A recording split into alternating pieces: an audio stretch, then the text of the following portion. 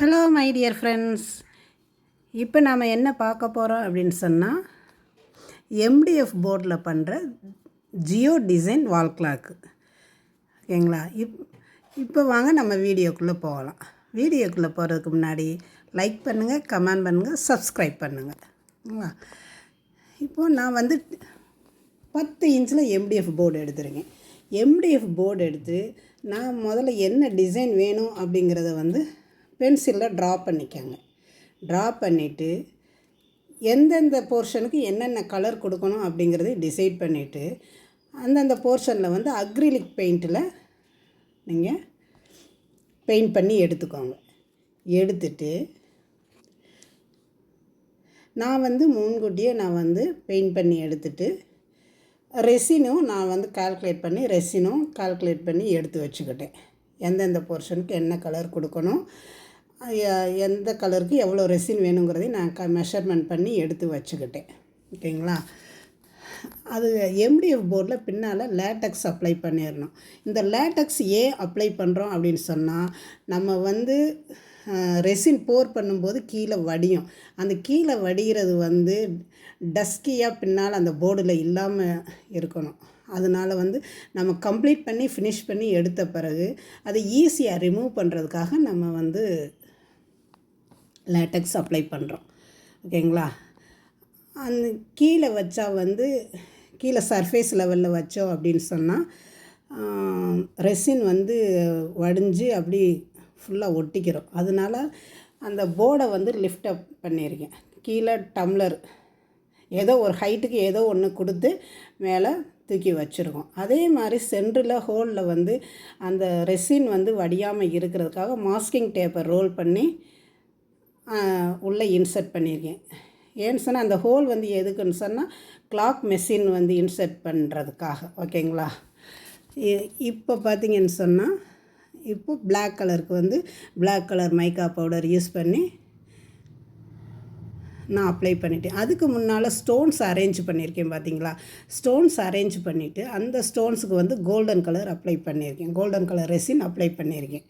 அதே மாதிரி பிளாக் கலருக்கு பிளாக் கலர் ரெசின் அப்ளை பண்ணிக்கிட்டு இருக்கேன். ஓகேங்களா?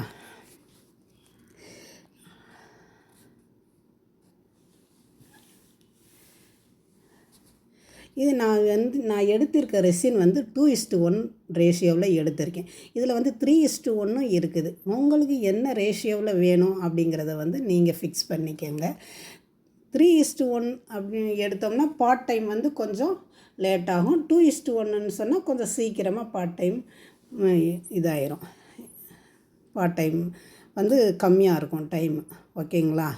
அந்த பார்ட் டைம்ங்கிறது என்ன அப்படின்னு சொன்னால் அது ட்ரை ஆகிற டைம் அது கொடுத்துருப்பாங்க. அதே மாதிரி ஒவ்வொரு லேயரும் நம்ம அப்ளை பண்ணும்போது ஒவ்வொரு லேயர் 24 ஹவர்ஸ் அது ட்ரை ஆகிறதுக்கு 24 ஹவர்ஸ் ஆகும். அந்த 24 ஹவர்ஸ் ஆனாத்தையும் நல்லா ட்ரை ஆகும். நல்லா ட்ரை ஆன பிறகுதே நம்ம அடுத்த லேயர் கொடுக்க முடியும். ஓகேங்களா? அதுக்கு இடையிலையே நம்ம டச் பண்ணி பார்த்தோம், இல்லை மேலே திருப்பி போர் பண்ண முடியாது. அப்படி போர் பண்ணோம்னா அது டஸ்கி ஆயிரும். ஓகேங்களா? இப்போது என்கிட்ட ரிங் லைட்டோ இல்லை மைக்கோ எதுவும் கிடையாது. நான் எல்லாமே ஃபோன் யூஸ் பண்ணி தான் நான் பண்ணிக்கிட்டு இருக்கேன். இதில் எதுவும் உங்களுக்கு இது குவாலிட்டி சரியில்லைன்னு சொன்னால் ஐ ஆம் வெரி சாரி. ஓகேங்களா? இந்த வீடியோ பார்த்துக்கிட்டு இருக்கீங்க. உங்களுக்கு இந்த வீடியோ பிடிச்சிருந்துச்சு அப்படின்னு சொன்னால் லைக் பண்ணுங்கள், கமெண்ட் பண்ணுங்கள், சப்ஸ்கிரைப் பண்ணிக்கோங்க. இந்த ஒயிட் கலர் ஃபுல்லாக அப்ளை பண்ணிவிட்டு கோல்டன் கலரும் அங்கங்கே நான் அப்ளை பண்ணியிருக்கேன். அந்த நம்பர்ஸ்க்கு golden colour acrylic Roman letter 12, 3, 6, 9 மட்டும் நான் ஸ்டிக் பண்ணியிருக்கேன். ஏன்னு சொன்னால் இந்த 2, 5 அப்புறம் 7 இதெல்லாம் ஸ்டிக் பண்ண முடியாது. ஏன்னா நம்ம ஸ்டோன் அதில் வச்சுருக்கோம் அப்படிங்கிறதுனால ஸ்டோன் அரேஞ்ச்மெண்ட் இருக்கிறதுனால அந்த நம்பர்ஸ் ஸ்டிக் பண்ண முடியாது. ஸோ அதனால் இந்த 4 நம்பர்ஸை மட்டும் நான் ஸ்டிக் பண்ணியிருக்கேன். இது ஒரு கஸ்டமைசேஷன் கிளாக். இந்த கஸ்டமைசேஷன் கிளாக்குங்கிறதுனால அந்த கப்புள்ஸோட நேம் வினைல் ஸ்டிக்கரு அந்த கப்புள்ஸை பிரிண்ட் பண்ணி வாங்கி அந்த கப்புள்ஸோட நேமை வந்து நான் இப்போ ஸ்டிக் பண்ணிக்கிட்டு இருக்கேன். இந்த வினைல் ஸ்டிக்கர் பார்த்திங்கன்னா எங்கே கிடைக்கும்னா பைக் ஸ்டிக்கர் ஷாப் இருக்குது பார்த்திங்களா, அங்கே கிடைக்கும். அங்கே சொன்னோம்னா பண்ணி கொடுப்பாங்க. ஒவ்வொருத்தர் பண்ணுவாங்க, ஒவ்வொருத்தர் பண்ண மாட்டாங்க. அது உங்களுடைய ரிலேஷன்ஷிப்பை பொறுத்தது. ஓகேங்களா. இந்த வினைல் ஸ்டிக்கர் வந்து மினிமம் ஹைட்டு வந்து 1 இன்ச்சு தான். Minimum height 1 inch. அதுக்கு கீழே வந்து நம்ம பண்ண முடியாது. இன்னொன்று ஒரு 5 or 6 டிசைன் தான் இருக்குதுன்னு நினைக்கிறேன். அந்த டிசைனுக்குள்ளே தான் நம்ம வந்து பிரிண்ட் பண்ணி எடுக்க முடியும். ஓகேங்களா.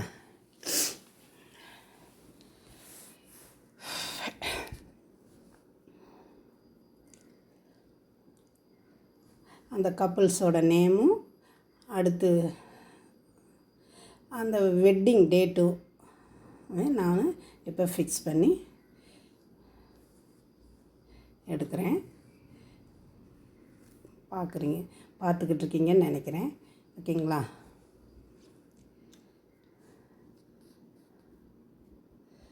இந்த ரெசின் ஆர்ட்டை பொறுத்தளவு நம்ம வந்து ரொம்ப அவசரமாகவோ இதெல்லாம் பண்ண முடியாது. ரொம்ப பொறுமையாக மெதுவாக நிதானமாக பண்ணாதே வந்து அதோடய ஃபினிஷிங் வந்து ரொம்ப கரெக்டாக இருக்கும். ஓகேங்களா. இப்போது எல்லாமே அந்த ரோமன் கிளாக்குக்கு உண்டான ரோமன் லெட்டர், அந்த நேமு எல்லாமே ஸ்டிக் பண்ணிவிட்டு கிளியர் ரெசின் வந்து கோட்டிங்க்கு ஒரு மெஷர்மெண்ட் இருக்குது. அந்த மெஷர்மெண்ட்டை எடுத்து 2:1 தான் எடுத்திருக்கேன். மெஷர்மெண்ட் எடுத்து நான் அடுத்து போர் பண்ண போகிறேன்.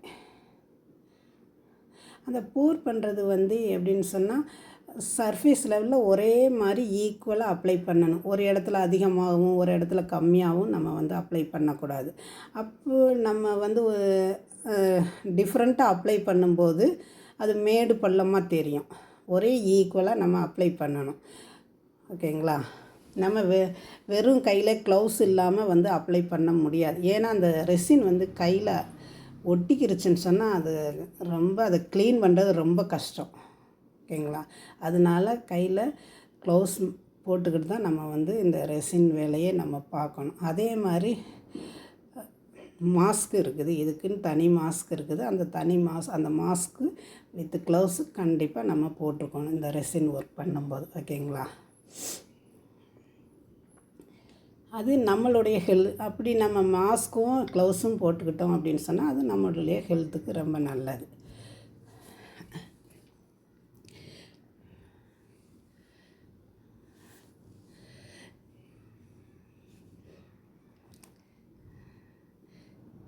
ஏன்னா இப்போ பார்த்தீங்க அப்படின்னு சொன்னால்